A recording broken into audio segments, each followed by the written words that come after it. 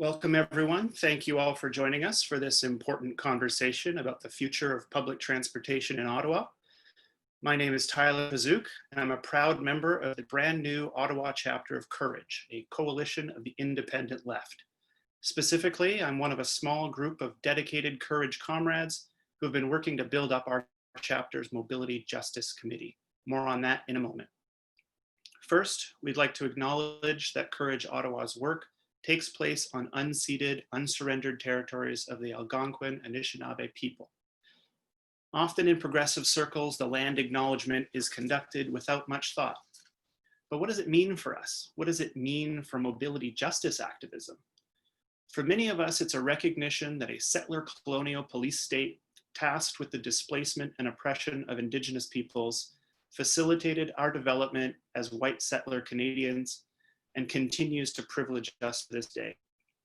It's a recognition that the cities we live in and care about are built on stolen land with revenue from stolen resources, but that it did not need to be that way, and it doesn't need to continue to be that way. We can oppose further capitalist extraction on land that is not ours. We can oppose the outward sprawl of the city into lands that are not ours. We can commit to living lightly and taking up as little space as possible. For us, this means pushing back against any initiative intended to further entrench colonialism and capitalism, including decisions around land use, housing, and mobility. It informs our belief in free, frequent, reliable, accessible, sustainable, decommodified public transportation. Because as you know, many of the areas of our city that are least well served by public transportation and safe cycling infrastructure are those with higher populations of Indigenous and other racialized residents. And because Black and Indigenous residents are disproportionately subject to fare-related harassment by transit cops, free transit is the only way to ensure that this public service serves everyone. Finally, it should always serve as a reminder that, my goodness, bike and bus advocacy in this town is blindingly white. Courage Ottawa is committed to trying a lot harder to organize in racialized communities, and we are asking our allies and everyone watching today to also develop a plan to reach out to communities that are not as yet represented in your advocacy circles. Okay. Who is Courage Ottawa? Courage Ottawa is a group of activists fighting for social, economic, environmental, and therefore mobility justice on unceded Algonquin Anishinaabe territory. Courage is a pan-Canadian membership-based organization of the independent left that aims to bridge the divide between movement and electoral politics. For more information about Courage, including our basis of unity, visit couragecoalition.ca. The Courage Ottawa Mobility Justice Committee in particular is premised on a recognition that the default position that automobility enjoys is a result of decades of bad decisions made by our municipal officials to offload the costs of getting around, specifically to our jobs where we create wealth for capital, onto residents and workers, thereby restricting the options available to us, while at the same time enriching car companies and the climate-killing fossil fuel industry, who seem just fine with pushing more and more cars, trucks, and SUVs into our neighborhoods. Faced with a deeply unsustainable status quo, we intend to work with our allies like Free Transit Ottawa and Ottawa Transit Riders and other not yet organized members of our community to push very strongly for mobility justice in Ottawa. And now just a few opening remarks to set the stage for today's discussion. Ottawa is a town where irony goes to die. Faced with an unreliable, overcrowded buses, trains, stations, and stops, the running joke was that the only way to save OC Transpo would be to drastically reduce the number of people using it. Right on cue, a literal pandemic. Setting aside that many of those speculating about the uncertain future of transit have a vested interest in its demise, the question is out there. will COVID-19 sound the death knell for public transportation? In Ottawa, as elsewhere, ridership numbers are way down, as those who can avoid taking the bus or the LRT are staying away. Many are now working from home, and many of those may continue to do so when the lockdown is relaxed, either for their own peace of mind or because their employers have deemed it more cost effective. Of course, we are seeing some efforts to reassure riders that OC Transpo is taking COVID-19 seriously. Regular and thorough sanitizing of buses is welcome. The provision of PPE to operators is also encouraging. Beginning next week, all riders will be required to wear masks. Some may find this sufficient to alleviate their concerns about transmission. Others may see it as a reason to avoid taking the bus. Unfortunately for our comrades in ATU 279, this initiative intended to prevent exposure to the virus could increase exposure to angry maskless riders. While some passengers may find the mask requirement simply gives transit cops yet another thing to enforce upon low income and racialized riders. Of course, if there are people out there suggesting that the pandemic is the end of transit as we know it, there are surely officials at Ottawa City Hall who are thinking the exact same thing, including, no doubt, the multitude of rural and suburban councillors who failed Ottawa Transit Riders Transit Week Challenge, citing the need for them to be places at times, as though the rest of us don't need to be anywhere ever. Or perhaps our own transit chair, who upon his appointment to the position that literally puts him in charge of ensuring the provision of public transit services, mused about partnering with a private for-profit autonomous vehicle tech firms to shuttle workers to and around the inhospitable wasteland that is the Canada North Technology Park. Or the mayor, never one to pass up an opportunity to unsheathe his ribbon-cutting scissors, who saw fit to attend the grand opening of a ride-hailing company's Ottawa operations, and who later endorsed their dubious corporate social responsibility scheme to provide community housing residents with transportation to and from grocery stores, thereby signaling his intention to abdicate all responsibility to provide low-income communities with frequent, reliable, and useful public transit. And that was the before times. Just imagine what they're thinking now. Nope, public transit in Ottawa is not in safe hands. If anything's going to end it, it won't be this pandemic, it will be our own elected officials.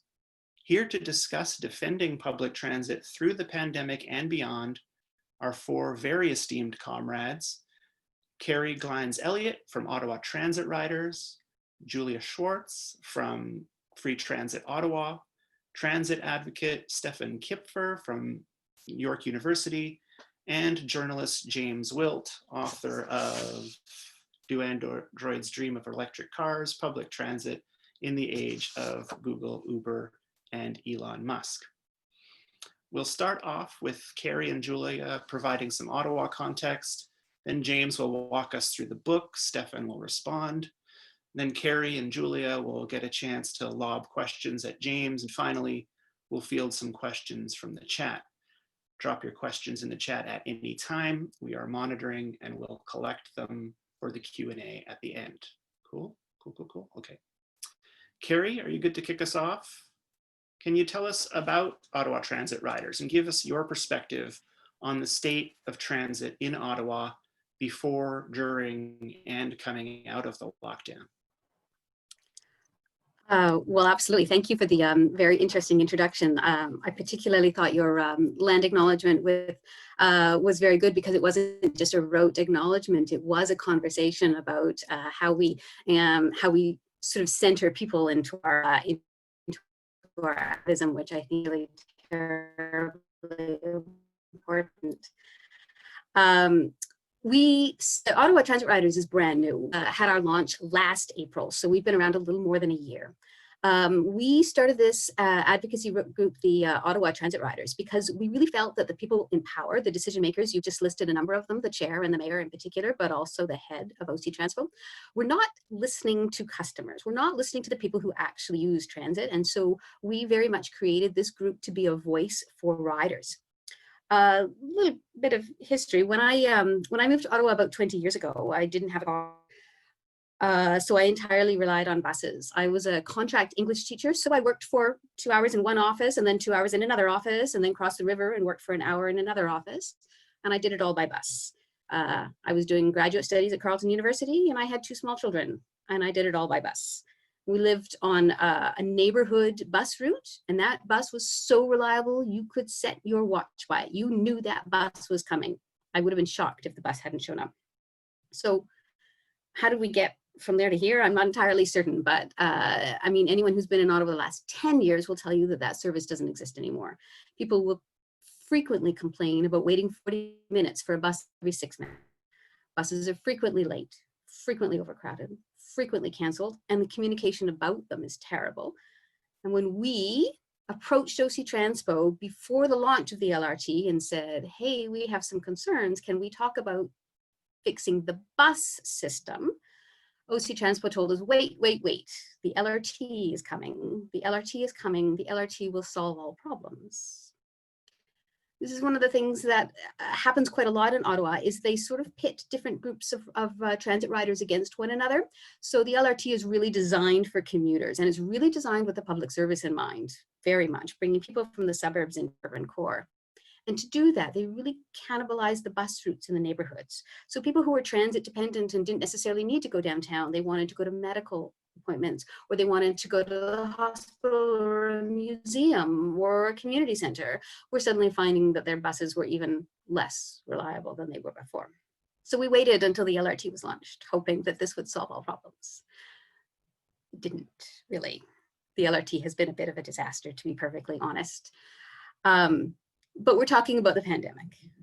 And I really must say that I think the pandemic has actually given OC Transpo quite a bit of a respite, because they were at a certain point using buses that they had planned to give, and they were using them as replacements for when the LRT broke down, and they were using them to maintain bus service that they really thought they were going to be able to cancel. They were also requiring a great deal of overtime, massive amounts of overtime from their drivers, and we were hearing a lot of stories about high rates of absenteeism, and we think the drivers were pretty tired. So we think the pandemic has given a little bit of a breather to OC Transpo. They've been able to park those buses. They've been able to give a rest to their drivers. At the last meeting, I learned that they are operating about 60% of their fleet, and ridership has gone down about 80%. They've also had time to actually shut the LRT down, hopefully to fix a few of their problems. So coming out of the pandemic, what are we going to do? Well, what I'm noticing, not just in conversations about the pandemic, but also in we simply cannot ignore the social protests and uprisings and all the exciting things that are going on right now. But there's a theme in all of those things. When people are talking about defunding the police and building bike lanes and canceling student debt, the real message is that we don't have to stick with the status quo. It's not carved in stone. We can actually reimagine a better world. And circling back to the comments about what does this have to do with public transit, is that public transit is very much about people, or at least that's what we're arguing for. I mean, I change my message a little bit depending on who my audience is. When I'm talking to CBC, for example, I really talk to the drivers of cars, and I point out to them, if lots of people who currently use public transit choose to drive cars from now on, that's not going to be good for anybody. The traffic jams are going to be epic, and the competition for parking is going to be epic, really nasty. It's in everybody's best interest to have public transit. But I gotta say, honestly, I advocate for public transit because for me, it's built around people. It's a public system that serves all people. It allows teenagers a great deal of freedom. I got 3 teenagers. My 14-year-old has figured out that he can swing by Chapters on his way home from school. It's fabulous. I mean, not now because he's locked down, but before. It allows people a chance who maybe shouldn't be driving or don't want to be driving. People with disabilities have a bit more independence. Seniors who maybe shouldn't be driving or maybe shouldn't be driving at night have an option. It gives people a choice to say, I don't want to buy a car, or I don't want to buy second car. Cars are really expensive. So public transit gives people choices, options. So what the Ottawa Transit Riders is really trying for is really trying to build around the needs of communities. We are really focused on transit dependent people. We want buses to early in the morning so people can get to their early shift. We want buses to stay operating late at night so people can get home safe. We want buses to go to hospitals and museums and community centers and soccer fields, pretty much anywhere that people might want to go. We want a transit system to go. I'm not ignoring the train, but the train is very limited. So I really do talk mostly about buses. So post-pandemic, of course, we're going to have to make the buses safer, but we're going to have to talk about encouraging people to wear masks. We also are going to need enough buses that they're not overcrowded. That's a big complaint in Ottawa, that the buses are overcrowded. We're also going to need to talk about making buses faster, maybe with bus-only lanes, so that people don't have to stay on a bus for very long. Right? That may be a risk factor. We're going to have to talk about sanitizing the buses and sanitizing the stops and all of those sorts of things. We are really going to have to push those things.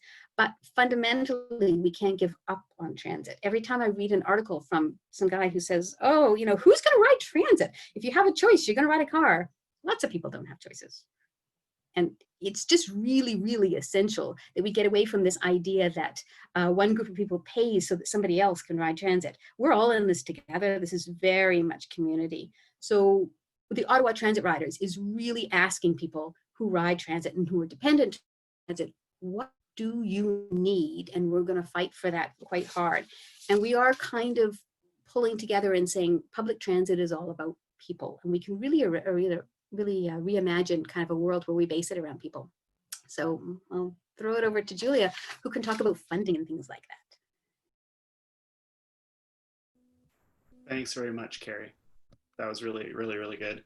Julia, do you want to talk to us about Free Transit Ottawa and maybe some issues around funding or why you think free transit is a part of the recovery plan? Yeah, absolutely. So I'm just going to start off with like a bit of a rundown of Free Transit Ottawa and what we've been doing so far, and then talk about how the pandemic has kind of thrown a wrench in our plans, but also the opportunities that we see with it. So yeah, we've been around for about 3 years. Free Transit Ottawa started out as a project of Solidarity Ottawa, their eco-justice committee. And we decided to focus on transit specifically because we know that while climate change will impact all of us, it really is the working class and the working poor who are going to be most immediately affected. And we believe that free transit has the ability to mobilize us all to fight against climate change while also benefiting the working classes and advancing social justice. So since 2017, we've been active around Ottawa, participating in educational events like this. We've also held community town halls, especially in areas that have some of the worst transit in Ottawa, and generally trying to raise awareness about the benefits of a decommodified and democratized transit system in Ottawa. Pretty early on, I think, which is reflected in what Kari said as well, we realized that while there's a lot of support for free transit, people's more immediate concerns really are around the quality of the transit system itself, and most significantly around the unreliable nature of the service. And I can speak to this personally. I'm fully transit dependent, and you really cannot count on it at any point in time. You gotta like give yourself an hour to get pretty much anywhere, even though I'm living downtown. And we can tie this bad service to bad policy decisions. I mean, the failed public-private partnership, which is the LRT, led to major issues with the construction and the role of the light rail. And that was a political decision to do a public-private partnership and to really cheap out on it. And we all paid for it, in our time especially. And there's also instances of disciplining drivers' schedules through a process called interlining, which really comes at the expense of the reliability of the system and the working conditions of drivers. So it's a system in which you take away all the breaks that the drivers deserve to, have a decent working day and a decent working environment. And we can see that led directly to a large increase in both bus cancellations and buses being extremely late. So while they might see it shave off, I think $1.4 million off the budget, I don't think that it's anywhere near worth it. And I actually don't even really believe that that number is correct. So really there are ideological political decisions being made that have led to the system that we have now, which really, as Kari mentioned, is not serving people. So as a result of that, a lot of our work involves fighting for improvements to the system that will benefit riders. most specifically those ones that are transit dependent, while also working towards reforms that can improve the working conditions of the drivers. So the campaign that we launched this year calls on the city to make numerous improvements to the system, including making it free at certain times and also starting the process of actually democratizing the decision-making body at City Hall that controls the system. And if people are interested in learning more about the details of that campaign, I would encourage you to check out our website, freetransitottawa.ca. And I'll also put my email in the chat later if they have more specific questions. So that campaign really involved a lot of interfacing with the community, canvassing, being on buses, being out in public.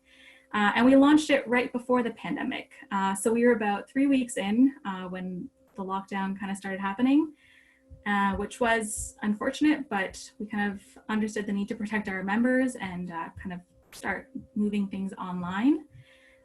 Since the lockdown, we have demanded that the city institute certain protections for workers and for riders, and that they formally suspend fare collection and ensure that the level of service allows for the required distancing. So that's kept us pretty busy.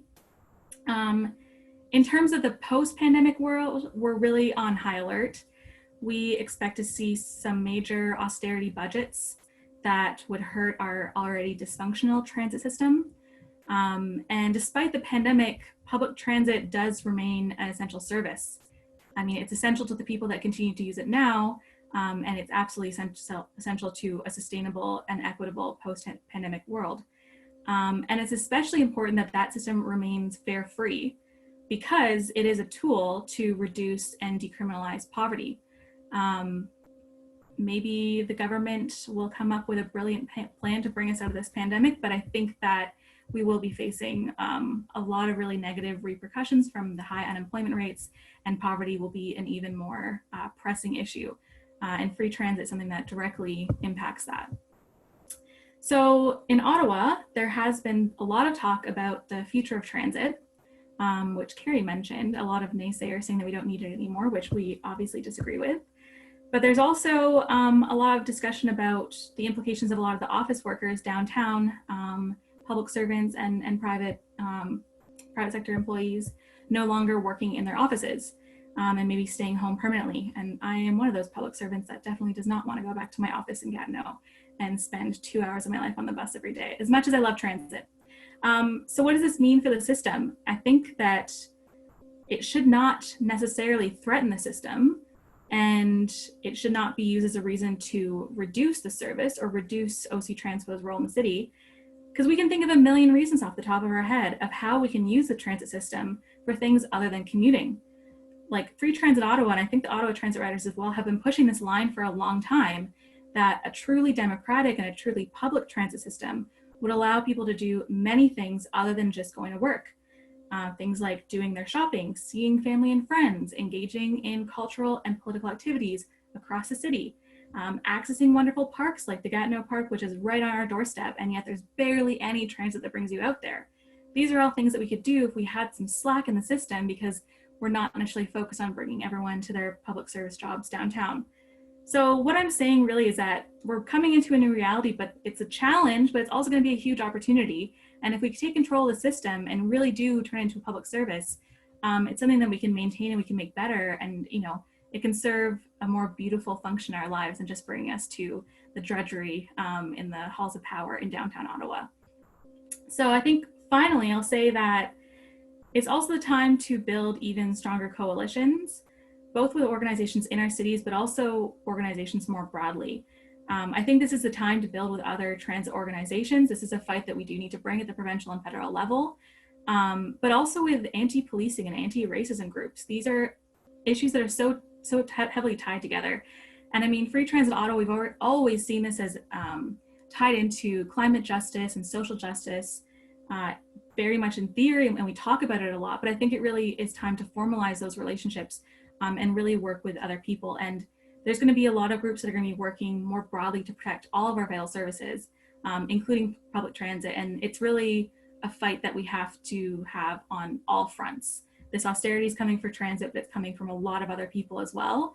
And I think it is definitely the time to come together.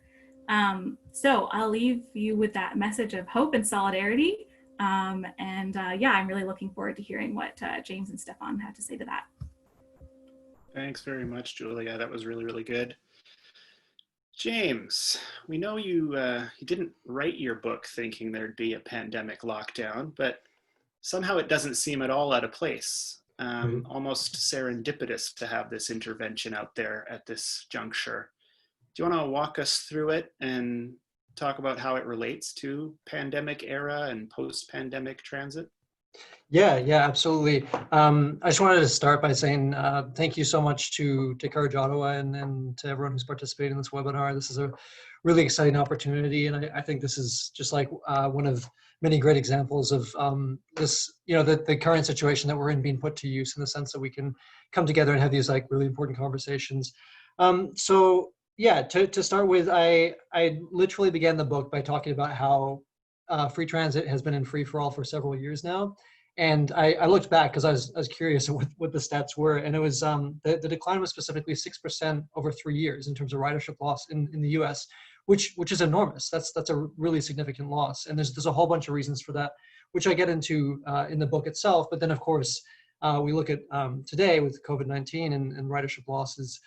80-85% depending on the city, and so you're right, it is serendipitous in some ways, although it does make some of the previous investigations look a little funny in comparison. But I think you're right in the sense that a lot of the issues that I tried to walk through in the book are themselves being exponentially escalated in significance and highlighted in terms of what we know about the failings of public transit at this present moment, and all the decisions that have been made up to this point that have actually enabled it to fall apart in this very, very critical time. So in terms of did you want me to just launch into to describe the book itself, or did you? Yeah, okay, perfect. So the objective of the book was, and I want to preface this by saying that it's really the outcome of interviewing dozens and dozens of transit experts, including Stefan, who's going to be talking later. And so this is really the product of other people who have done this work prior to me. And I just did kind of the work of bringing it together and combining it into hopefully a semi-coherent book.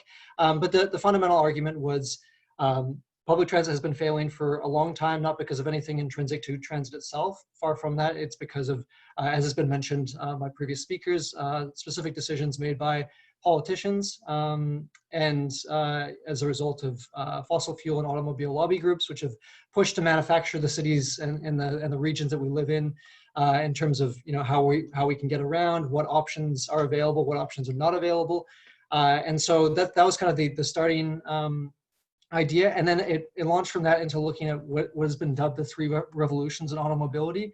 So these are effectively what the automobile industry is coming up with as a way out of the current crises. Many firms in the automobile industry are hyper aware of the very obvious criticisms of automobiles in terms of being the leading proponents of the climate crisis, in terms of the amount of square footage that they take up in city streets, in terms of the number of people that it injures and kills every single year. I don't think that they're being very truthful in terms of their acknowledgments of these issues, but nevertheless, these are things that they're trying to come up to technological fixes too. And so the three revolutions in turn are electric, which I think most of us are probably pretty familiar with. So this would be Teslas, Nissan Leafs, and the whole idea there is you're basically replacing an internal combustion engine which runs on diesel or gasoline, and you're replacing that with an electric motor. So that's electric. The second revolution is ride hailing, and so once again in Ottawa and Toronto, people will be more than familiar with what this looks like is Uber and Lyft. And so I think it is important to call it ride hailing. The industry itself likes to call it ride sharing, but that's kind of an erroneous term for a number of reasons.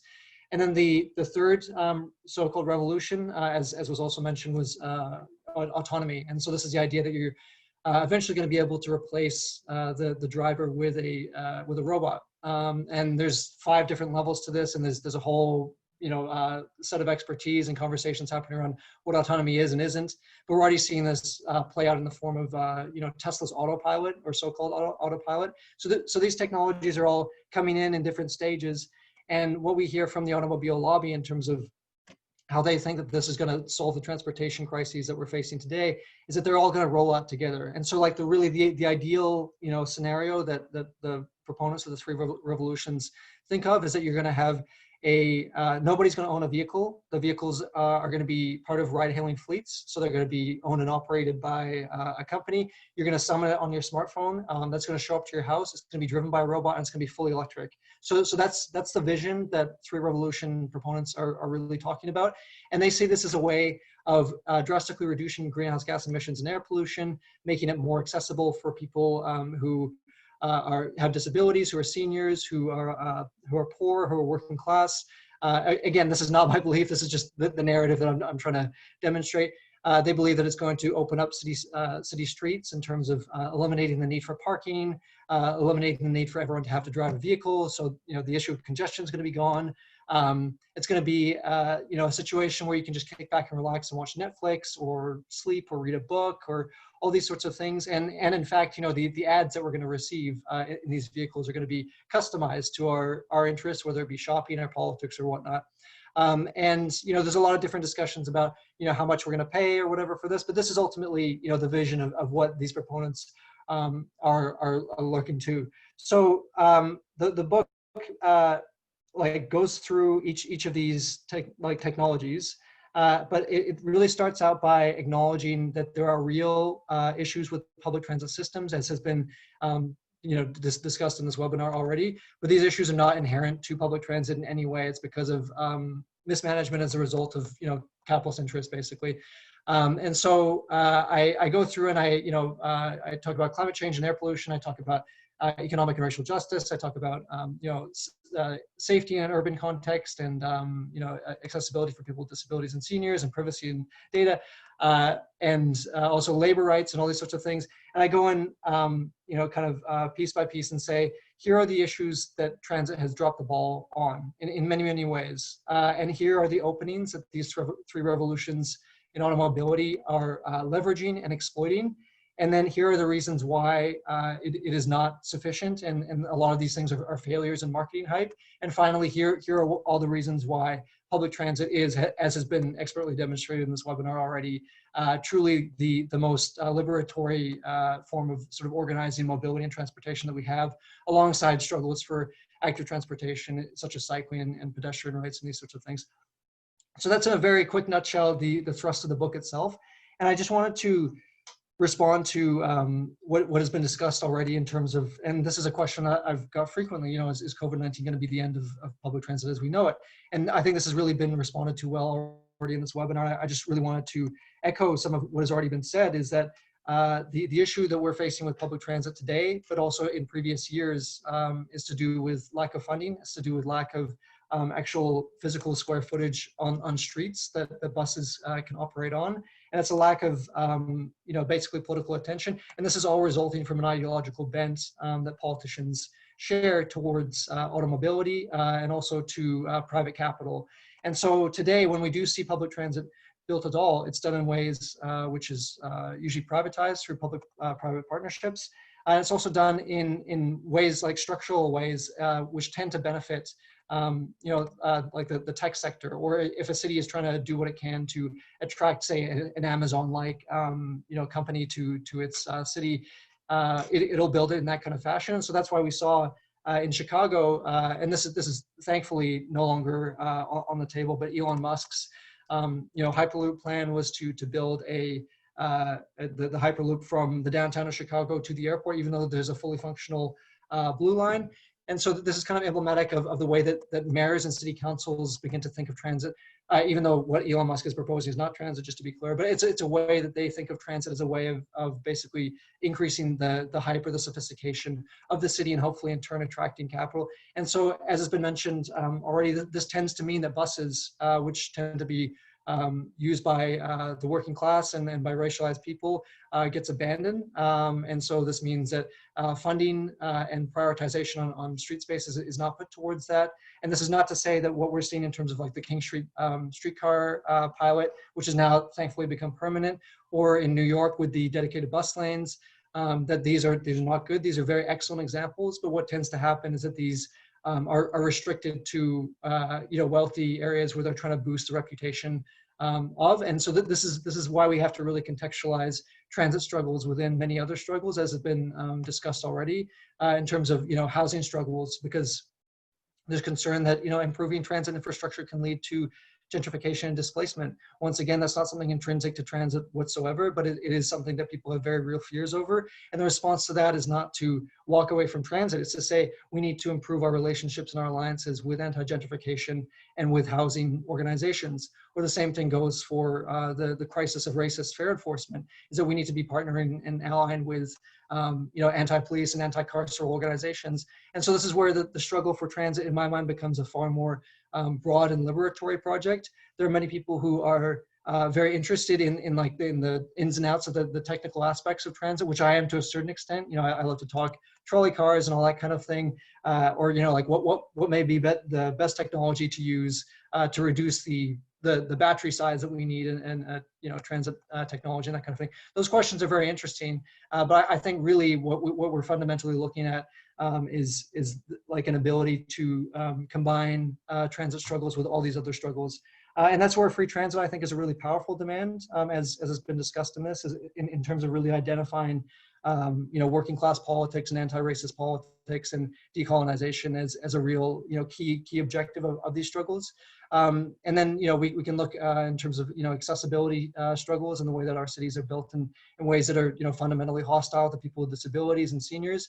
And the list goes on and on in terms of the opportunities that we have to connect with other organizations. And I think through that we can really come up with a powerful set of demands that respond to COVID-19 and say that these are not issues intrinsic to transit. What we need, as has been discussed already, is more buses on the road. We need more transit workers. We need better cleaning, better sanitation. We need, if we're going to mandate masks, we have to make sure that masks are available to people. We need to have proper public education in terms of social distancing. We need to make sure that these do not incur harms against the most oppressed people in society already, and that it's really, really done in collaboration with these alliances that I think that we're building today, but also that are building them in many ways through the struggle for Black liberation and decolonization and Indigenous resistance. So I'll leave it at that. If there's specific questions that we want to address, I can kind of go in any of that direction. But I think that's probably a good place to leave it, just because I just blasted through a good chunk of the book and then responded to some of the COVID stuff. But we can kind of take it any direction from here. But again, thank you for having me. I really appreciate this. This is great. Thanks very much, James. Yeah, you really ripped through it there. So that was impressive. Thanks. Stefan, you wrote a very interesting article recently that obviously inspired the theme of this webinar. Do you want to talk about the argument you were making there and how it relates to James's work? And then if you have any questions for James, you want to start the sort of back and forth, that'd be a good time to do that now. Yeah, I do have some questions to James. Really, that's what I was preparing for mostly. But yes, I can briefly summarize. I should also say that I have worked with Free Transit Toronto for the last 8 years. I mean, Free Transit Toronto has been around for 10 years. We've been making arguments about the importance of free transit in two ways, really. One, to posit the demand in the long term as a component of building a different society, a non-capitalist society, and all that means. But also, we've used the notion of free transit as an opening to make concrete demands in the short term for more accessible services, for lowering fares. And also, for example, just to give you a current example around which James brought up around fare enforcement. I mean, there's a call now in Toronto to get the fare enforcement officers back on the system. And so there are various people who are criticizing this. And you can kind of see the advantage of the free transit argument, because as long as you have a fare, somebody will police the fare. If it's not the transit enforcement officers, it's somebody else. However, if you take the fare out of the equation, you do take away the leverage for enforcement, which is also the leverage for racial profiling and all the rest of it, which has been happening in a documented fashion in Toronto for a long time. And so, in a sense, the demand for free transit in the current context of the mass mobilizations against anti-Black racism and anti-Indigenous racism. The demand for an end to the fare is sort of equivalent to the demand for defunding to police, in the sense that the demand for defunding the police, which is made here by Black Lives Matter and a number of other people, is also trying to get the leverage out of the police forces, right? Beyond training, beyond suggesting there should be, a different culture, blah, blah, blah. But the key point here is the emphasis on the material leverage that makes it possible for certain kinds of racism to exist institutionally, right, and systemically. Anyway, so I just wanted to say this as by way of introduction. The argument in the bullet, which you can Google my name, you'll find it on the web, is very simple. It makes an observation that we've seen a new set of energies around free transit organizing in this country and in other parts of the world, but certainly in this country, because we have Free Transit Ottawa now, we have Free Transit Edmonton, we have people in different parts of the country that are thinking about building, scaling up the mobilizing around transit, from the local level to the provincial level, potentially to the national level. We'll see. But this is in a sense, a new situation. And it's a situation that is partly informed, of course, by ongoing initiatives elsewhere on free transit, and also by the experience of Chile and New York and a bunch of other places where free transit was put back onto the front page because of mass mobilization. Not just because of transit organizing, but because of mass mobilization. And so on that front, the question that the article raises very simply is that, well, we have free transit now in effect, or we did just recently during the pandemic, more or less, with some give and take. And so what does that mean for the future, right? What will it take for us to keep that free transit agenda on the front pages? What do we have to do this? And I think the basic assumption is that we do have a bit of a window of opportunity to do this now, but it is probably not a window that is going to be open for very long, because what's happening now is that both capital and various ruling parties, particularly the Conservatives, but I'm sure also the Liberals, are preparing the ground for a new debt-based austerity with respect to public services, which would mean, if it comes to fruition, if we don't manage to stave it off, would mean indeed that there would be more pressure than there was before the pandemic to shrink and reduce and cut and privatize public transit, right? So we are really in a very dangerous, but perhaps still open-ended situation on this front. Should I ask some questions to James? Yes? Okay. So James, first of all, congrats on your book. It's a fantastic piece. I would recommend everyone to buy it. This is another thing, by the way, if you've got the money. If you don't, it's a different thing. You've got the money, buy it, because bookstores too and publishers have a hard time. So try it if you can spare the $20-30. It's worth it.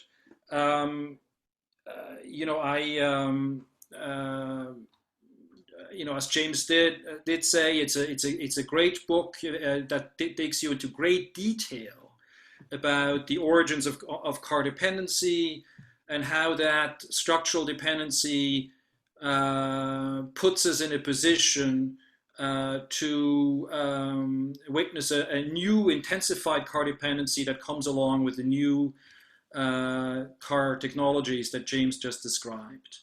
There's also a wealth of materials that are useful for anyone who's interested in defending the many virtues of public transit. Of course. So I don't want to go into any more details, but I do have some questions which resonate, I think, with parts of the book. And I think the first one, we'll see how much time we have, but let me just maybe give you two of them and see if there's time for a third one. The first one has to do with the global dimensions, right? The global dimensions of auto dependency. Colleagues of mine from Germany have coined this notion of an imperial mode of life. This idea that over the last 80 years, segments of the working classes in the global north have been incorporated selectively into a particular way of living that depends on an imperial division of labor in the global context, and of course in the Canadian context also in a continental sense. And so, of course, from that point of view, the struggle against the car is really also part of kind of an anti-imperial vision for climate justice and for a different world. And I was going to ask James, how he sees that kind of international dimension. The second thing I'd like to ask, because it really gets right to the specificities of James's book, has to do with the question of technology. In various parts of the world, there have been discussions over the last 3-4 years about what people have called technological sovereignty. In San Francisco and Barcelona, some of these discussions started to happen in Toronto because of the Google project. And essentially the idea is there that in order to, present an alternative to the global monopolies that run the new capitalism, the surveillance capitalism, the high-tech capitalism, the Googles and the Microsofts and so on. To present an alternative to those monopolies, one needs to develop a sense of, well, what would it mean to run the new technologies in a democratic, in a popularly controlled way, and also in a different way than it's currently done.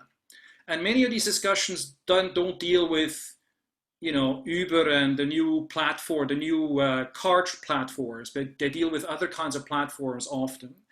But I was wondering, James, if you could say something about, the specific, car platform technologies, and if there is anything that one could do with them short of just saying the hell with them. Is there room to say, can we take them over? And change the parameters of what's being done? What's your thinking on that? Great, thank you. Those are both two very important questions, and I appreciate them both a lot. So I'll just take them one at a time. Was the first one about just the global dimensions of auto dependency. I think this is it's a really important one, both looking historically, but also into the future. It's very clear by this point that the impacts of climate change are going to manifest and hit people in the global south and low-income communities in the global north. Most significantly, we can see that with Hurricane Katrina in New Orleans. We can see that in northern Manitoba, which is where I live, in terms of the increasing flooding and displacement that happens. We can see that with all sorts of really devastating impacts.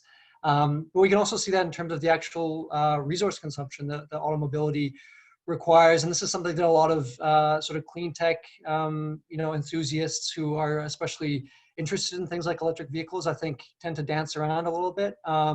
Is that like progressing into 3 revolutions, as we define it, is going to come at an enormous resource cost, and most of that will come from mining in the global south. And so this is unfortunately a point which has basically been ceded to the right, because it's this argument's often used to disqualify a transition to renewables or whatnot. We saw this with the new Michael Moore produced film. Was I didn't personally watch it, but that's something that I heard that came up, was that the impacts of resource extraction is used as a cudgel to beat back demands for a climate just world. But I think that there are components of it that we need to take very seriously in terms of how we think about an anti-imperialist vision for climate justice and for mobility justice. We think about manufacturing the batteries for the electric vehicles. This requires a huge amount of lithium and cobalt and graphite, which are mined in the lithium triangle in South America, in terms of lithium, quite obviously. In terms of the cobalt, it's from predominantly from the DRC and Central Africa, and the graphite is from China. And all of these have very significant ecological and social impacts. And so I think, that this is not to say that transit technologies do not require batteries. Once again, to revert to the discussion about technical solutions, I'm not going to go too deep into it, but I think there is a pretty powerful argument around how if we use more collective technologies, such as the bus, such as the trolley car, the streetcar, the train, because of sheer design, what this means is that they tend to be powered through connections to cables overhead or through the third rails below. And so what this tends to mean is that they don't actually require as much intensive battery technologies, which in turn means that they don't require as intensive resources. And so this isn't to say, by any means that transit politics are free of these very difficult conversations around resource politics, but basically if we are going to align our visions and our futures of mobility justice in cities and regions, whether that looks like urban transit or inner city transit, or hopefully one day national passenger rail or something of that sort, that it's completely free of those conversations.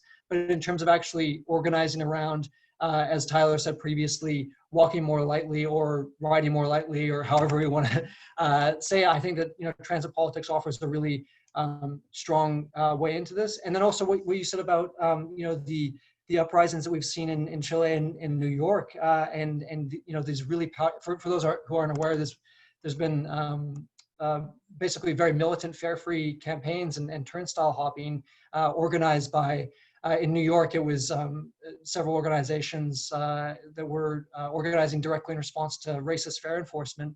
And in Chile, I don't know the politics of Chile as well, but from what I understand, it was very explicitly in response to increasing fares and austerity measures. And so we look at the case of Chile or many other countries in which there's been really militant transit struggles. And I think this is something that we have to look at both in terms of a climate justice and a mobility justice ethic, but also in terms of just getting ideas for how to fight, because a lot of these communities and countries have been waging this war against the ruling class for a very long time, and there's a lot of really important things that we need to learn from them. So both from a point of justice, but also just a point of pragmatism in terms of how we organize our struggles. I think it's a very important thing to really hone in on what you described as the international dimension. So that's question one. Question two, in terms of the question of technological sovereignty and is there any future to these technologies that are being created? I'll take it one by one, basically.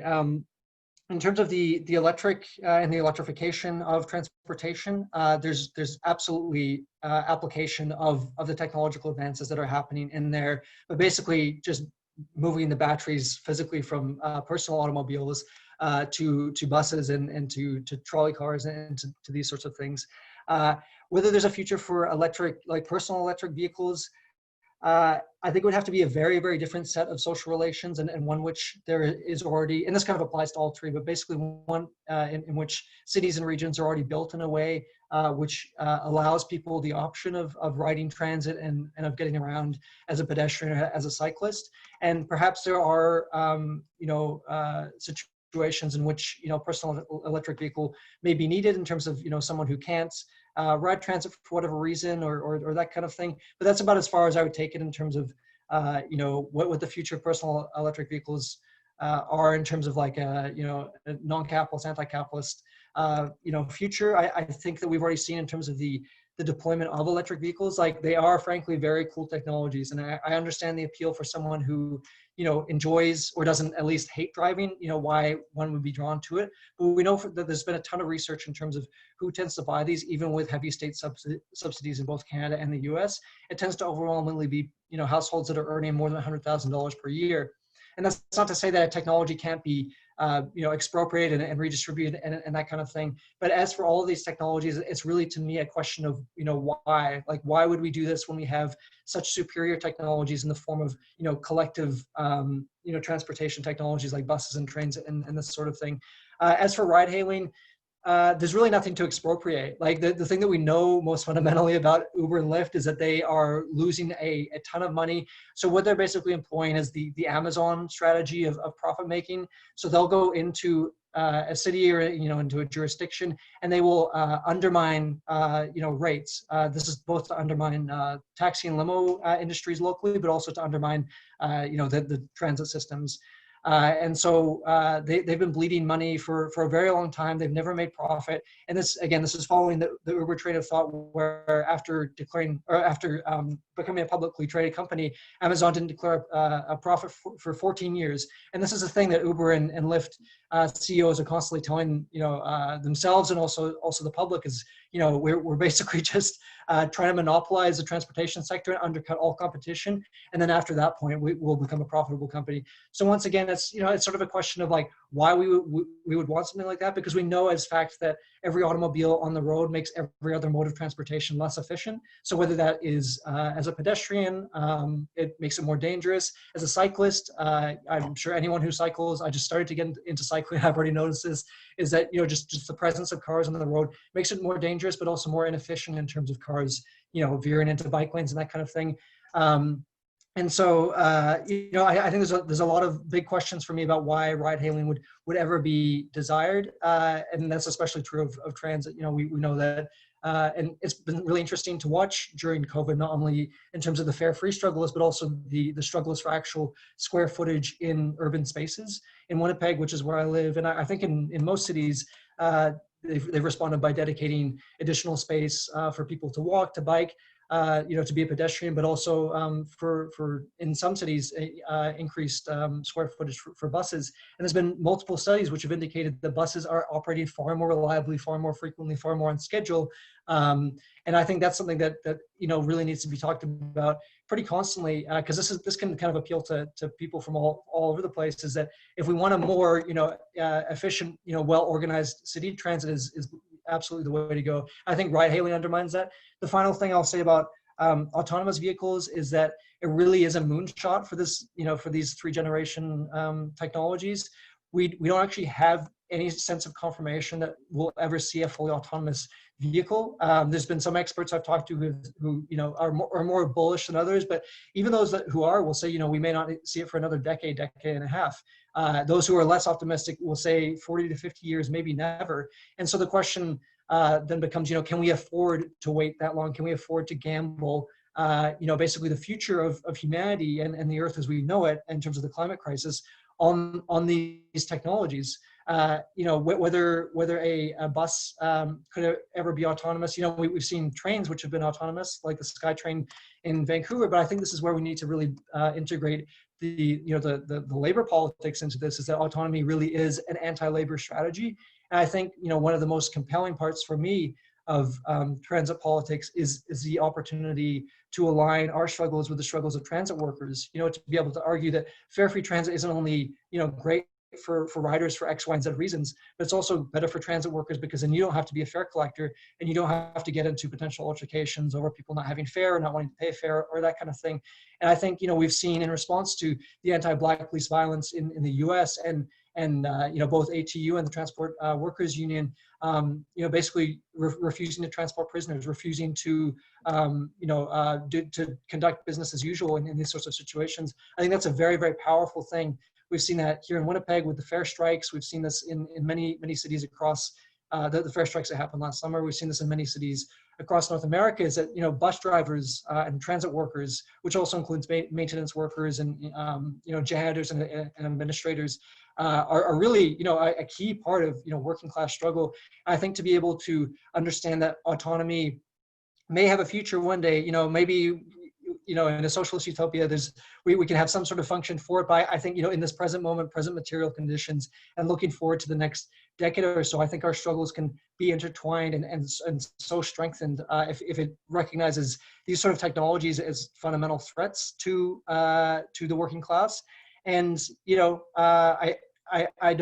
not a technological essentialist in the sense that I'm not going to say that there's never a future for these kind of things. It's really a question of social relations, not technologies.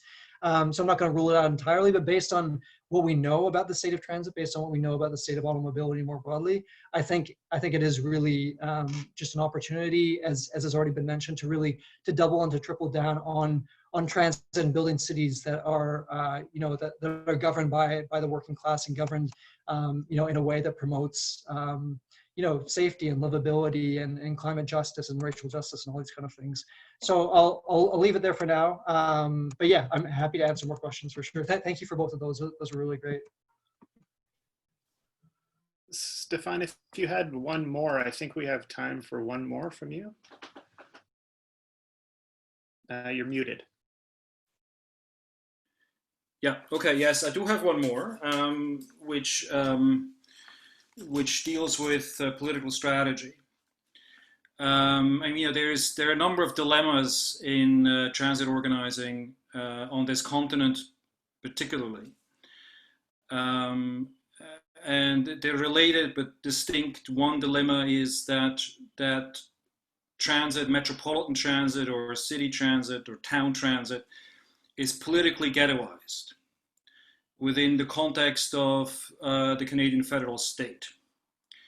And it's one of the reasons now why even the Association of Municipalities and the Transit Authority, the Transit Authority lobby has failed to make much of an impact at the federal level, right? So that's one problem. We have that ghettoization.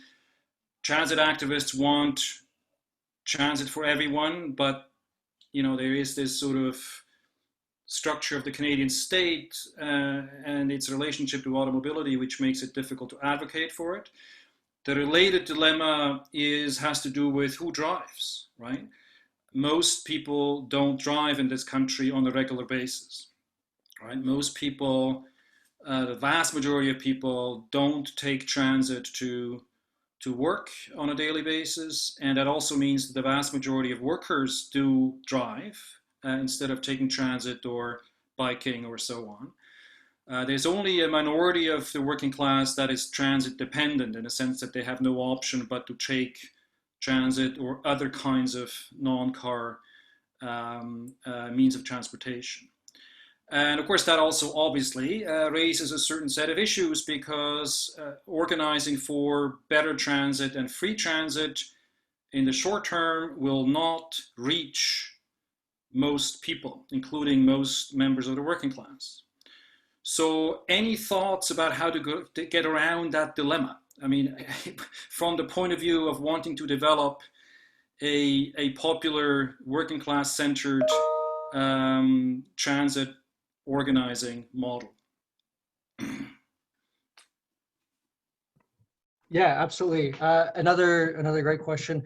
I sense kind of two questions within that, so I'll try to break them down in turn. The first is around the complications of the Canadian state, which is a whole issue in itself, as I think most of us know all too well. Just the idea that the city transit is predominantly funded, almost entirely through municipal funding in terms of operating costs.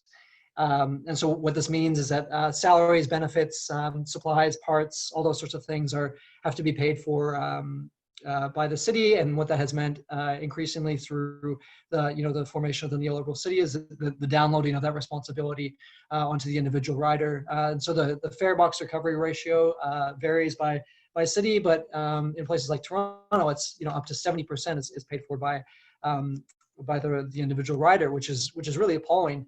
And so what that means is the province and the federal government tend to be left off the hook unless that is for big capital projects, which politicians generally love, because it gives them something that they can cut a ribbon in front of and that they can point to and say that this was me or whatever. And we've seen this even with the politics in terms of Doug Ford's politicking around the subways, or the two big projects, the Canada Infrastructure Fund, which is the privatization fund which the federal Liberals set up.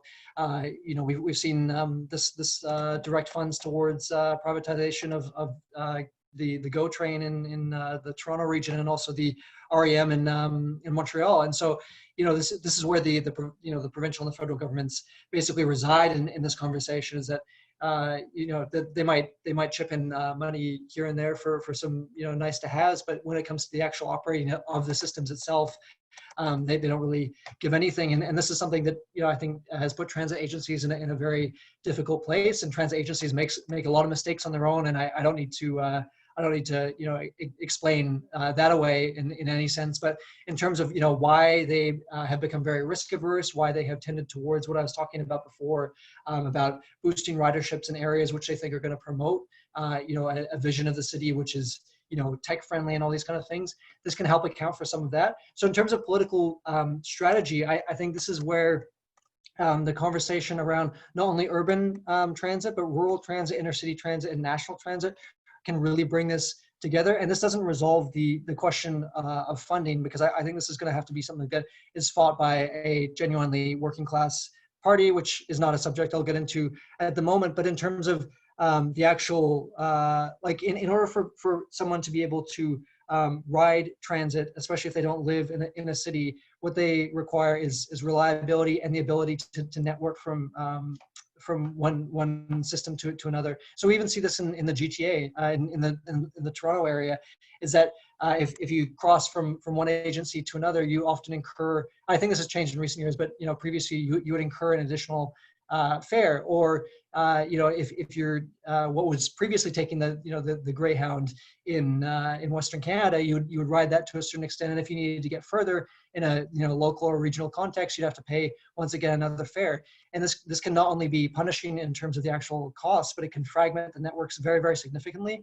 And so, in Saskatchewan, we had the Saskatchewan Transportation Company, or the STC, and this was publicly owned. It was a Crown corporation, and I think this was a really good example of what a provincial or higher level sort of funded I was going to say company, but organization that promotes transit ridership can look like.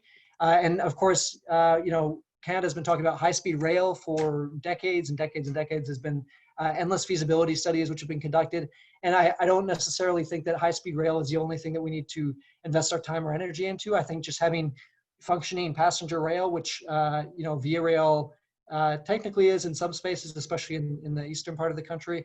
But in a lot of areas, like I've never personally taken Via Rail because of all the horror stories I've heard from people who have said, oh, my train left 18 hours after it was scheduled to, or whatnot, or the cost just isn't what we would consider to be competitive with flying, or these sorts of things. And so I think this is where it's really important to talk about transit scaling up, and it also means that we can begin to have really real conversations with people who are in rural areas or northern areas, in terms of the way that the pulling out of Greyhound from Western Canada has affected people in northern areas, especially First Nations and Indigenous peoples, is really, really catastrophic. And so I think this is, from a strategic point of view, something where we can talk about buses and trains and these sorts of technologies as not only servicing people who live in cities, but something that can service people who live in rural areas or people who live in the north.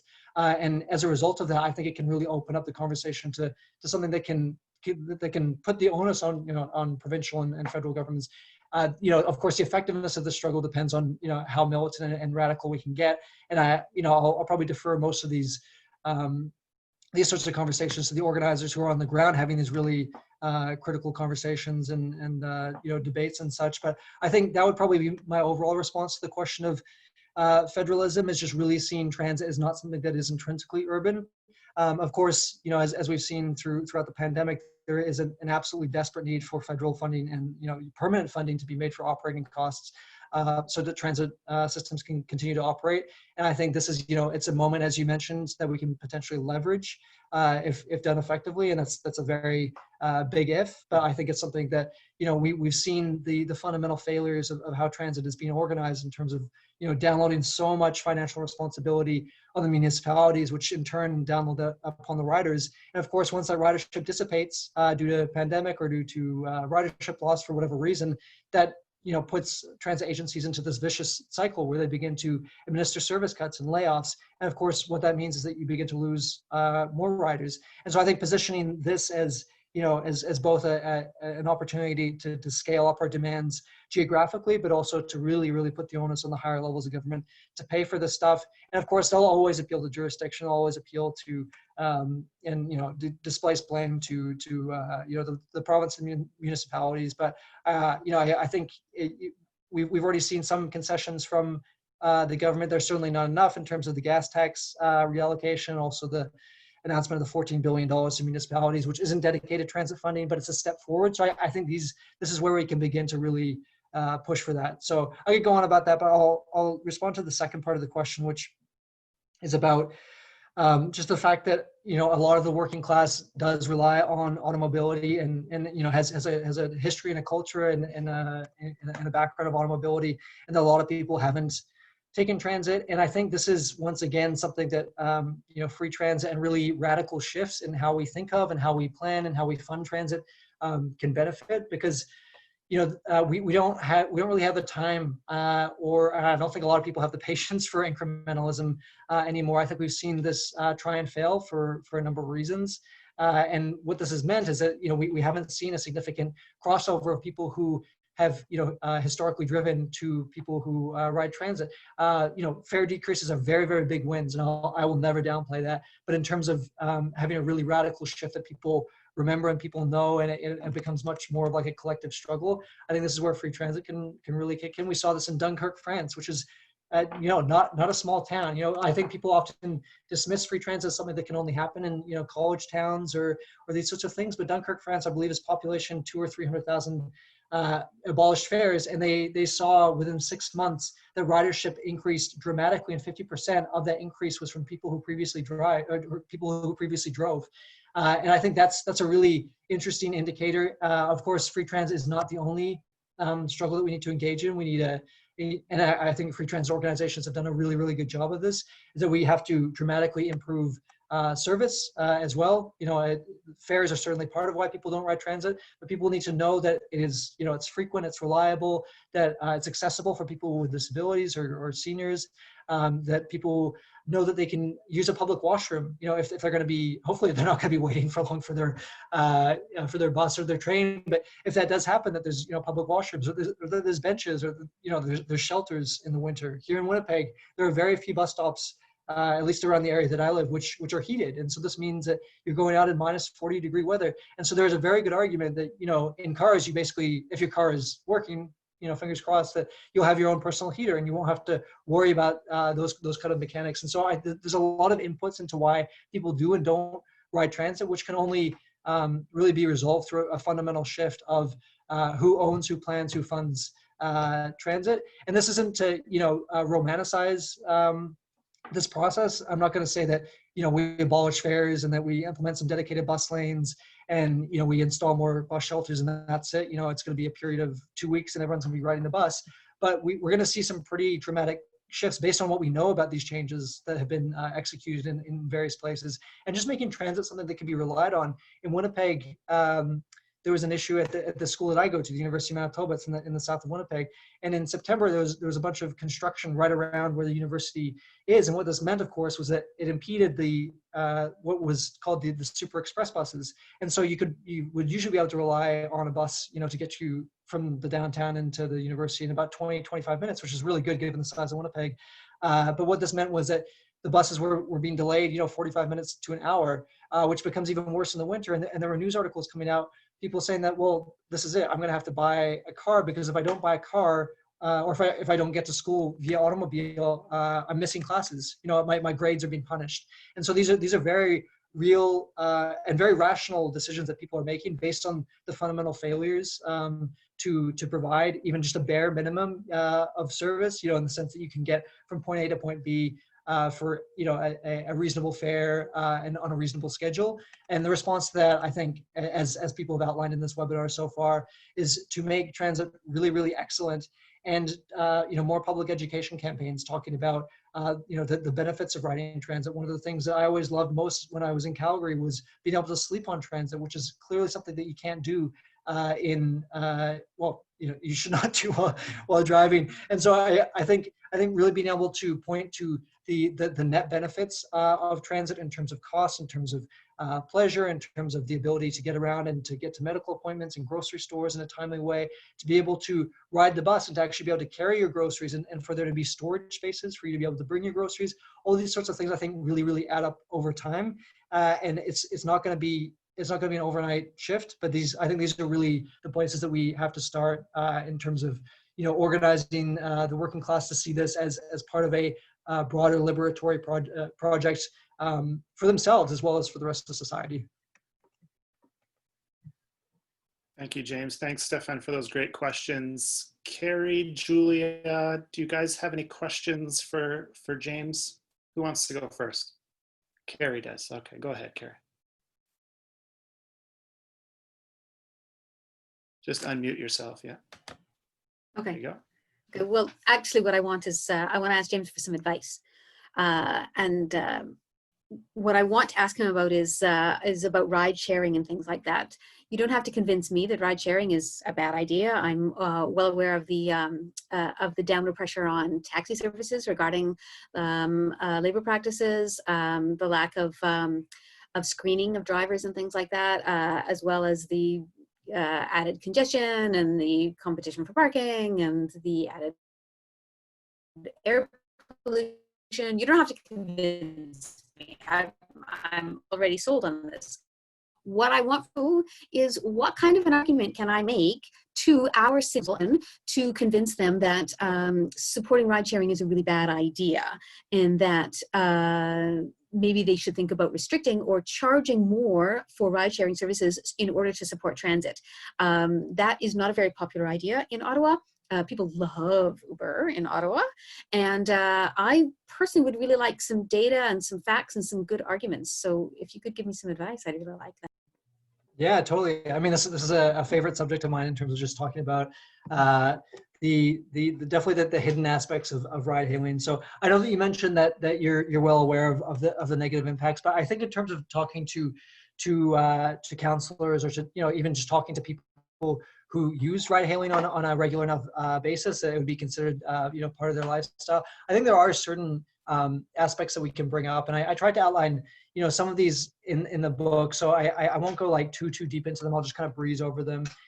Is that so if we're talking to a counselor and we want to be talking about climate justice, if we want to be talking about reducing greenhouse gas emissions to avoid catastrophic climate change, putting more cars on the road is the exact opposite of what that looks like. And Uber and Lyft have made a big deal about how they're going to be electrifying over time. We've already seen the data on this is that it's a minuscule percentage of what an average ride-hailing fleet. And I talk about a fleet in a very general sense because Uber and Lyft don't own any vehicles, except the ones that they lease and exploit. But I won't get into that. But in terms of if any city wants to be making itself a climate leader, ride-hailing is worsening that in every aspect. So what we know about ride-hailing is that contrary to what the companies claim, it's not getting rid of cars by any means. It's basically substituting them, and it's actually increasing vehicle miles traveled on the road. And so what that means is obviously more greenhouse gas emissions, more air pollution, as you mentioned, but it means more congestion, less safety for everyone else, whether that be pedestrians or cyclists or transit riders themselves, just getting to and from the bus or the train.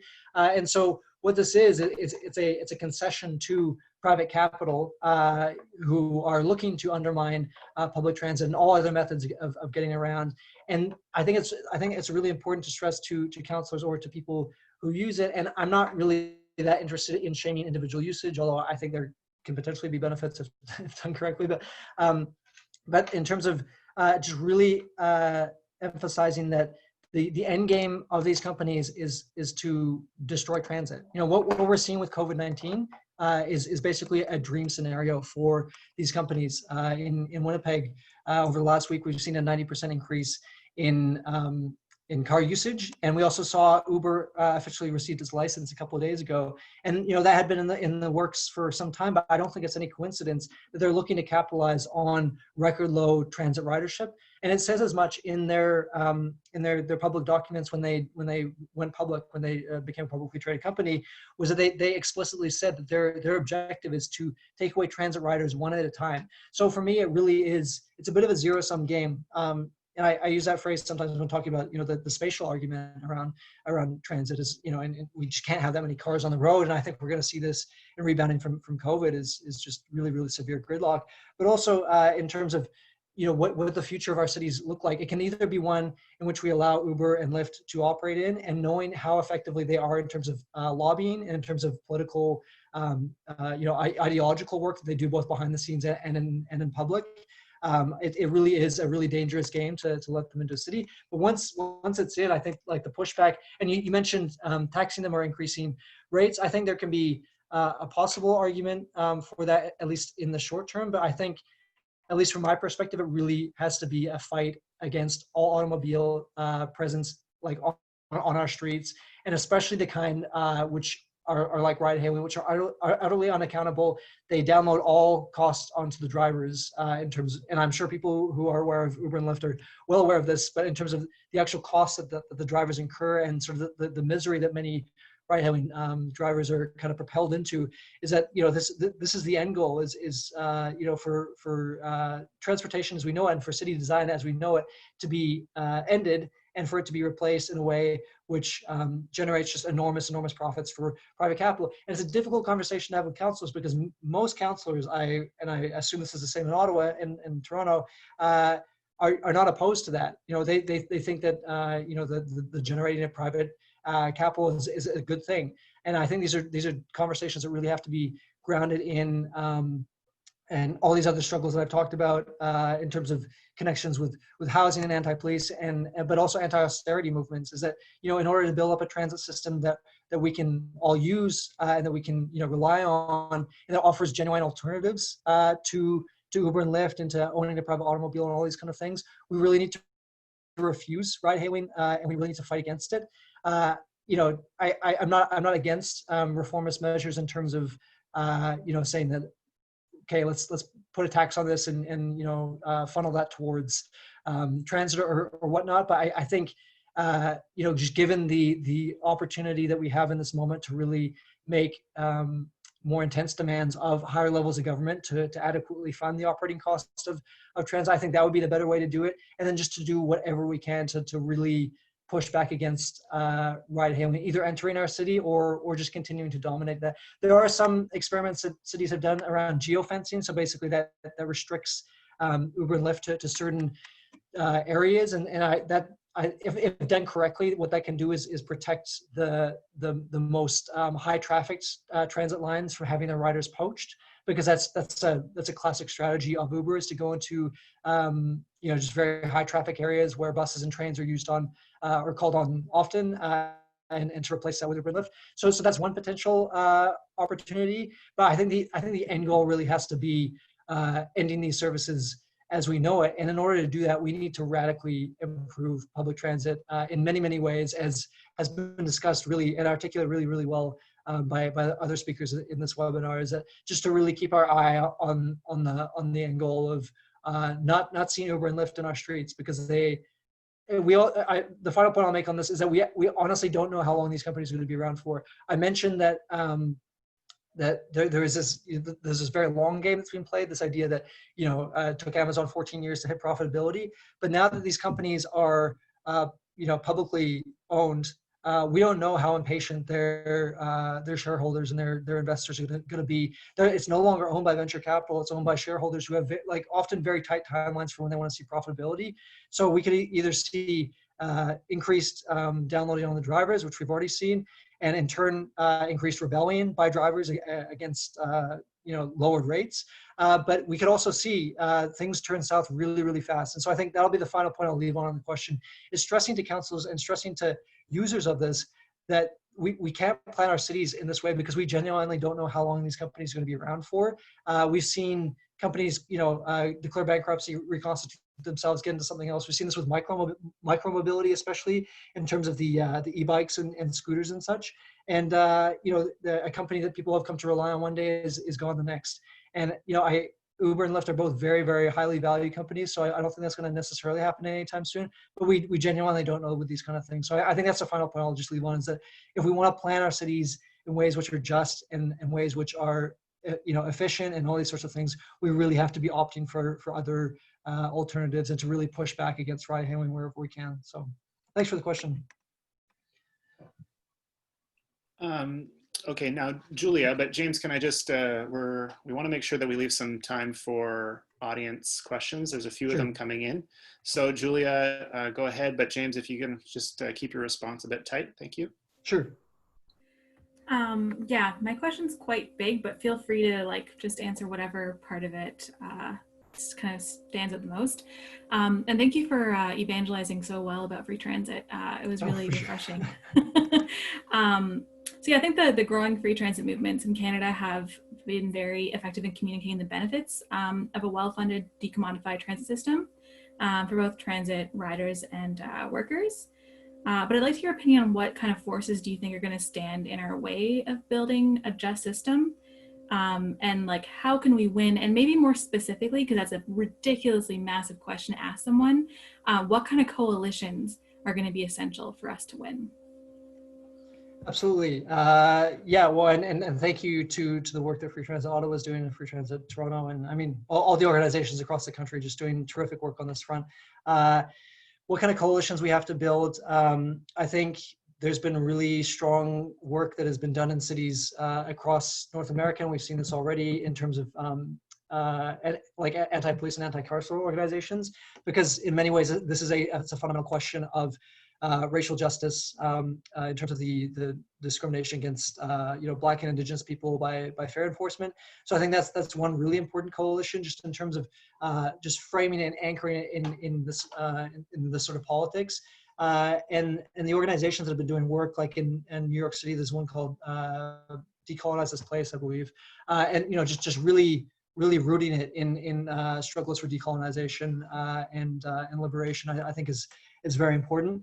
I also mentioned housing, fighting for public housing and fighting for anti-eviction measures and rent control and these sorts of things. I'll stress again that transit intrinsically does not result in gentrification and displacement. It's because it's built and owned and operated by private interests that have very vested interest in increasing property values and increasing returns. And so I think campaigns for genuinely public housing and anti-eviction measures and rent control and sort of forging those alliances can be really, really important. And this obviously has a very deep working class and racial justice connection as well. Connections with organizations fighting for accessibility for people with disabilities. There's a ton of work that's been done in cities across North America around this issue. Some of the most important wins in transit politics have been as a result of these organizations, and really making sure that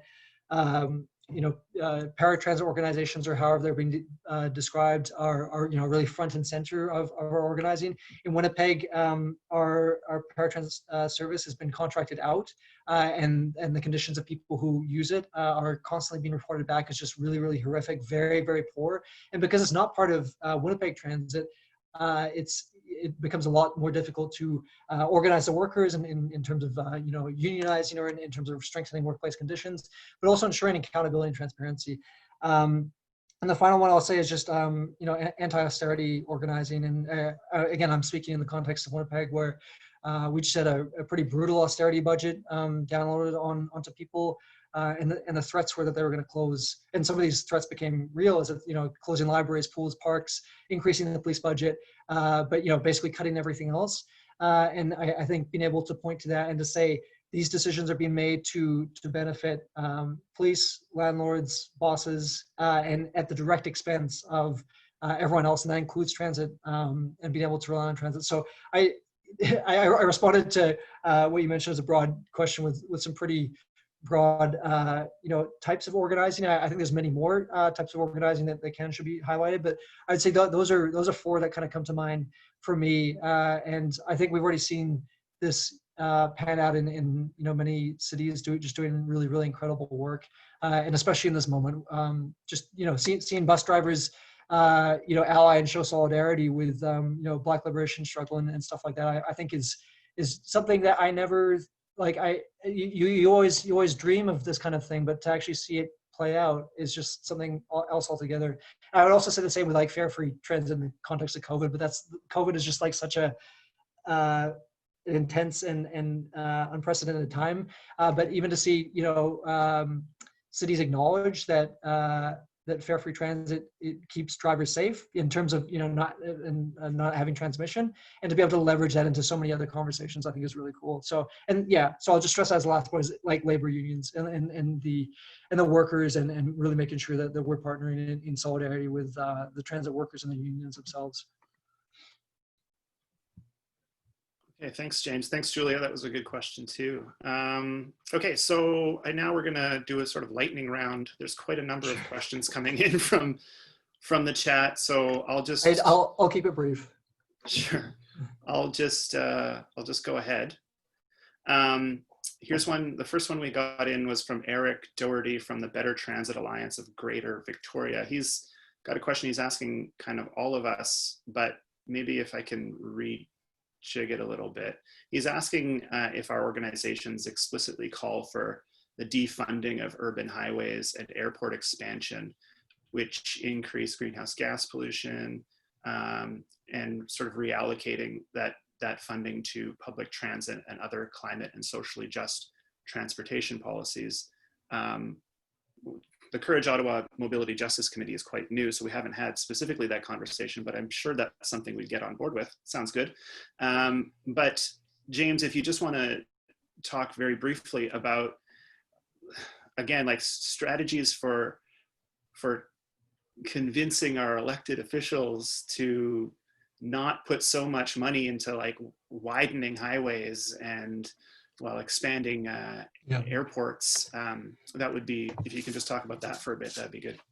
Yeah, definitely. It's always difficult to know how to answer the question of how to convince elected officials, because I think we've seen plenty of examples of very good evidence-based arguments be made, and they really don't care. In Winnipeg, as mentioned, we had these budget proceedings, and I think the experience of that for a lot of people was really disheartening, because people will come out with arguments for why we shouldn't defund pools or libraries, and counselors will just sit there on Facebook. So it's difficult to say exactly how we're going to do it, and I think this is a strategic question that comes down to the grassroots organizations on the ground. But I think the fundamental question of defunding roads, highways, airports, these fossil fuel transportation infrastructures is really crucial. I don't think it's something that I've given enough time to, because I've been really personally interested in how these technologies are being weaponized to convince people that we can keep doing the future that we're doing. But I think, as Eric points out, the infrastructure that's been physically built in place for the next century is really guiding these decisions. So I think this is something that needs to be really, really highlighted. I believe that there is pretty strong organizing around at least the airport question in the UK with Heathrow, the idea of adding yet another runway to the international airport. And I think there's been some really pretty militant organizing around that. I think that's something that we could definitely see here, but I think it would have to be partnered. And I think this is what we're talking about more broadly, is just bringing together alliances and bringing together struggles, is that we have to be able to replace the services that airplanes currently provide, which is somewhat affordable, somewhat comfortable. I'm putting a lot of somewhats in here for good reason. Inner city travel, and the only way that we can really convince people that we don't need more of that is to provide really viable alternatives. Through organizations like the STC, like crown corporations, or better yet, actual democratic institutions, which can provide transportation from from one city to the next in an efficient way. So I think the question of infrastructure and defunding and reallocating is something that we're seeing very powerfully demanded with police abolition. And you know, this is the work of you know, Black feminists over many decades, is to say we need to divest from this and reinvest in this. And I think this is a good example of how that can look on an infrastructure front, because all of these decisions that are made today are going to affect us for decades to come, at a time when, you know, in terms of climate change, we can obviously least afford it. So I think that's a really important question, and I would love to hear of like local struggles of that happening in terms of people. You know, of course, there's very famous examples in the 60s and 70s of struggles to stop highways from being constructed, in terms of you know, Jane Jacobs in New York and all these stories. I think hearing more of these would be really great, especially if partnered with you know, transit and anti-gentrification and anti-police movements, which I think we'll definitely see more of in the near future. So yeah, thanks for the question. Okay, we got a question from Kevin, who's wondering about park and rides. So I think maybe if we could just sort of reframe that question. I know you've got some interesting thoughts on the provision of transit services to deep suburbia.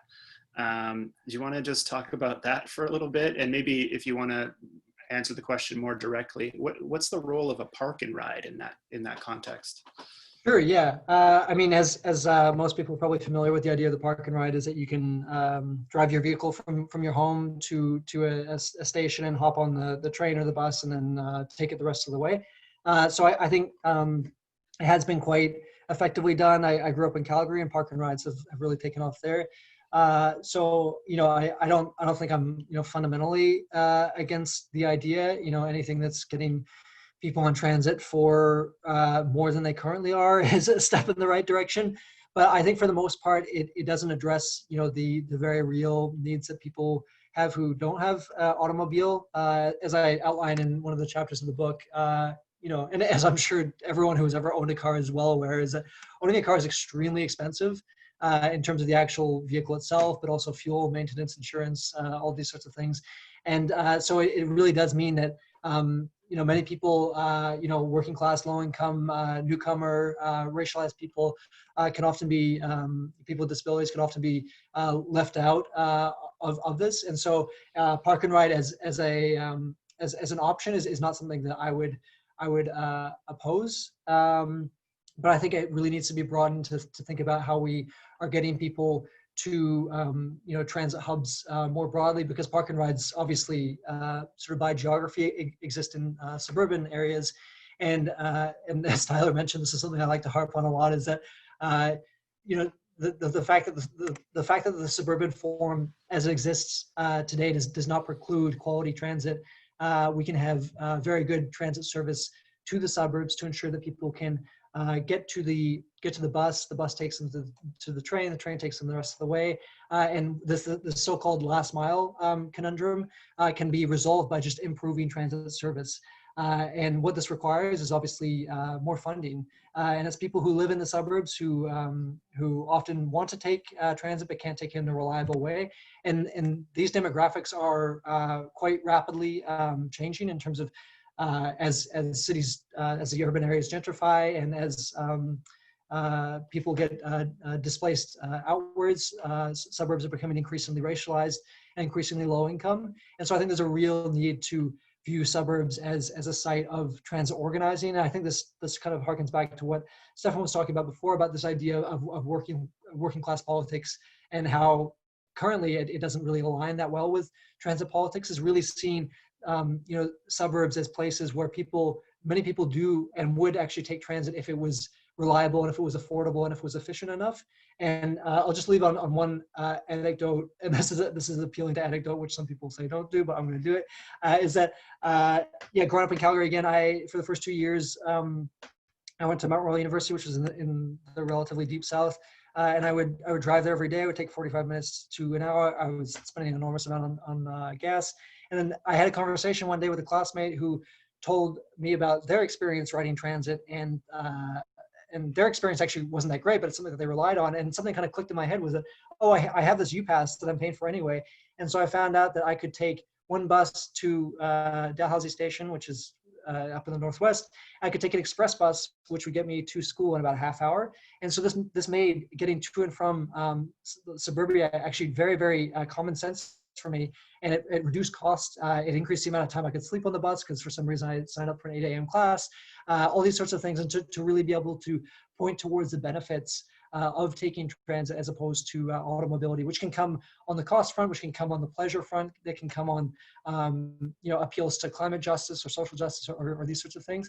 And so to really wrap that up, I would say I definitely don't oppose park and ride, but I think that it would need to be part of a much bigger push for suburban ridership, which is desperately needed, and that there's many people who just can't currently drive or whether it's economic or ability or whatnot, and who really need quality transit service as well. And so I think those conversations could happen in tandem. I don't think they necessarily preclude each other.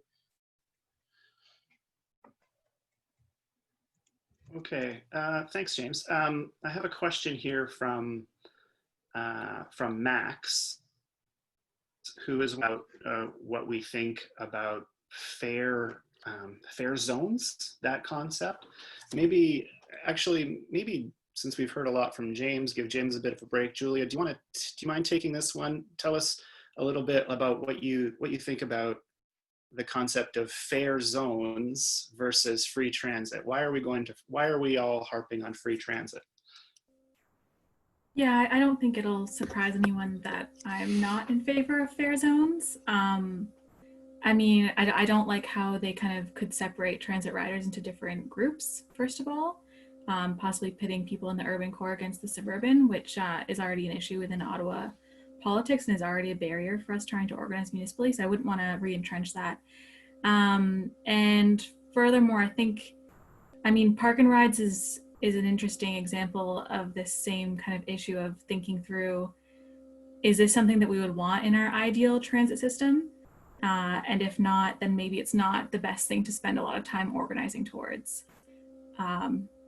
If we don't want it under socialism, then, I don't know if it's something that we really want to put a lot of time into.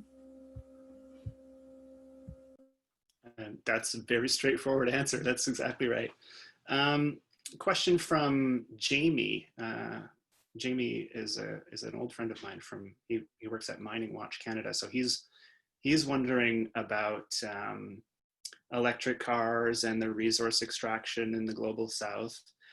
Specifically wondering about how we might message this, because as you know, there are even people who are like running for example, the Green Party leadership, who are like all about electric cars. Glenn Murray, former mayor of Winnipeg, for instance, all about electric cars. So how do we message our opposition to electric cars and that resource extraction to people like that? James, you want to take that? Yeah, totally. Thanks for the question, Jamie, and hi, Jamie.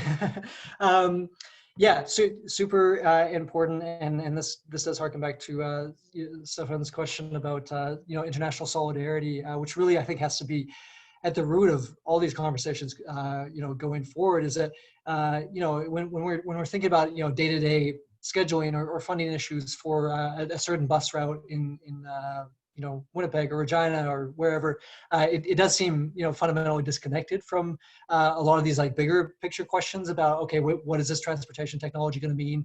But it ultimately is it's like a microcosm of this much broader issue. I think that really needs to be highlighted. I'll just note that electric buses, at least in their conventional sense, they do use batteries, especially the long distance ones that have been manufactured by Proterra and other New Flyer and such.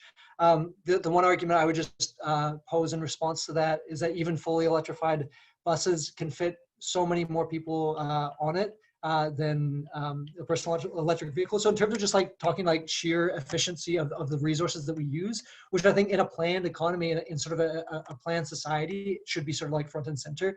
I think that's something that's appealing. And I'll just also note that like sort of the argument I make in the book is that the better planned our transit systems are, the fewer resources, at least like especially these really intense, hard to get ones, are needed in terms of if we build streetcars and if we build trolley cars and trains and these sorts of things, it lessens the amount of resources that we need to build batteries. But I think the broader question that's being asked is how do we message this? And I think this is something that we really need to focus in on, is that our struggles are not only local, and the anti-ultra globalization movement's been talking about this forever, but it's regional and national and international as well.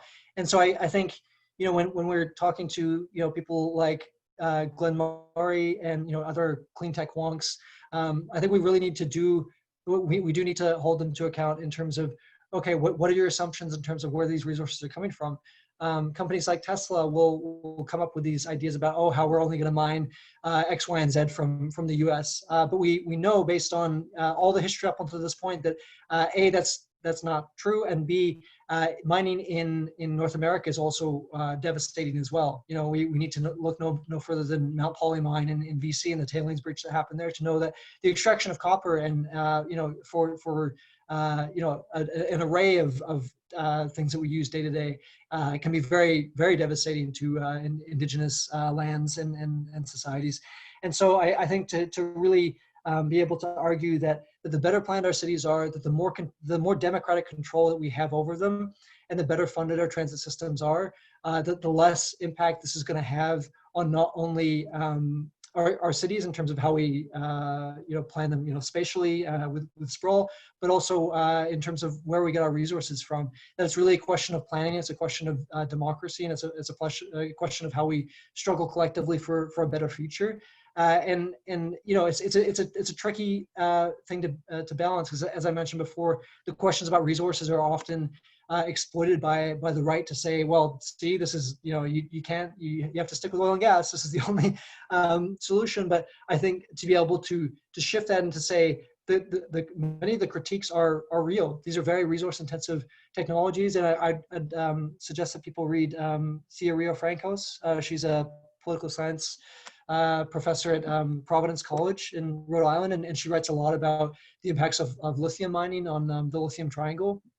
And I think she's done a really good job of articulating, okay, this is the present reality. This is the reality that we're heading towards. But if we want a world which is just and which is grounded in solidarity and climate justice, but also environmental justice, social justice, all these sorts of things, that we have to begin to structure our societies in very different ways. And going down the path of electric vehicles and ride-hailing and autonomous vehicles is something that's going to worsen all the current inequalities and exploitation and oppressions that we currently see today. It's going to be escalated, 10 times, 100 times with climate change, and then we need to make a really, really sharp distinction between this current future, in the world of Elon Musk and Teslas and this sort of thing, and the world that we want to see, which is one that is, grounded in public transit, public housing, public services, Black and Indigenous liberation, accessibility for people with disabilities, like all of these things that this is the future that we're fighting for, and not the present trajectory, which is incredibly damaging. And as you mentioned, so long as these decisions are being held in private hands for private profit, it's going to continue down this. So to really fight back against the idea that this is the only way that we can transition to a decarbonized future. There are many other visions that we can fight for, and I think it's important to just really sharply delineate that. Okay, I think we have time for one more very quick one. We'll give it you can respond in 60 seconds, James. sorry. The question is, it's from Cameron, who's one of our comrades at Courage Ottawa. So I'm using my Courage Ottawa prerogative to give him a voice here. What can we do to more effectively build alliances between users of different types of sustainable transportation? Cyclists, transit users, pedestrians, I'd throw in wheelchair users as well, and present a united front for a strong zero carbon multimodal mobility system? Yeah, that's an awesome question. I'll try to answer as quickly as I can, but I think it's incredibly important to stress that every car that is off the road makes it safer for everyone, whether that's a transit user, cyclist, or pedestrian. That investing in transit means that streets are made safer for cyclists and pedestrians, and that this also has to be partnered with public education campaigns, of course, because I think we've all had situations where pedestrians and cyclists don't necessarily know how to interact. So it's not a perfect world by any means, but to say that the greatest danger and the greatest impediments to the efficiency of these modes is private automobiles, and in order to push for a more efficient and a safer and a more just world, we have to get rid of automobility as we know it. I think that can be a very powerful combination of demands, because as transit planners really like to stress that every transit user has to start their journey on foot or wheelchair or a bike. You have to be able to get to the transit station to start that, and so all of these conversations are deeply interlinked, and the greatest impediment to safety and efficiency is the private automobile. And that isn't to shame people who are currently using private automobiles, but rather it's to say that it's rather to appeal to a much broader vision of solidarity and struggle, which I think can be really exciting. And I think the last thing I'll just say is I think even with the closure of some of the roads in Winnipeg and other cities during COVID, I think it's been an opportunity for people to be able to physically imagine what it could be like with fewer automobiles. And it's incredible to see, kids riding their scooters or bikes or whatever down the middle of the street without fear of being hit by a car. I think this is something that we can really tap into and say that if we want more of this, that we have to combine our struggles between transit, cyclists, and pedestrians in order to really push for a safer, more equitable city and region and country and so on. Yeah, that's perfect. I mean, it just seems like they're always asking us to fight over scraps, really. Definitely. Okay, so thank you very much, James. Before we close, I would like to extend my thanks to my comrades at Courage Ottawa who helped put this together: Mel, Laura, Cameron, Clem, Ward, James, who all played essential roles in helping put it together. I'm very impressed. I think we're all very impressed with what we've accomplished here, and I'm excited to continue working and fighting alongside you all into the future. Thanks also to our panelists and comrades, Stefan, Kari, James, Julia. Maybe we'll do a round. If people want to follow your work, where can they find you? Stefan, you go first. You just Google my name and you'll get my faculty profile and a lot of other things. Perfect. Kari. Well, we have a website called the Ottawa Transit Riders, and we are also pretty active on social media, Twitter, Facebook, Instagram, all kinds of places like that. But the simplest thing is just to Google Ottawa Transit Riders and you'll find our website right there. Perfect. Julia? Yeah, I mean, for Free Transit Ottawa stuff, we have a website, which is freetransitottawa.ca, and we're on Twitter and Facebook and Instagram too. We're really hip.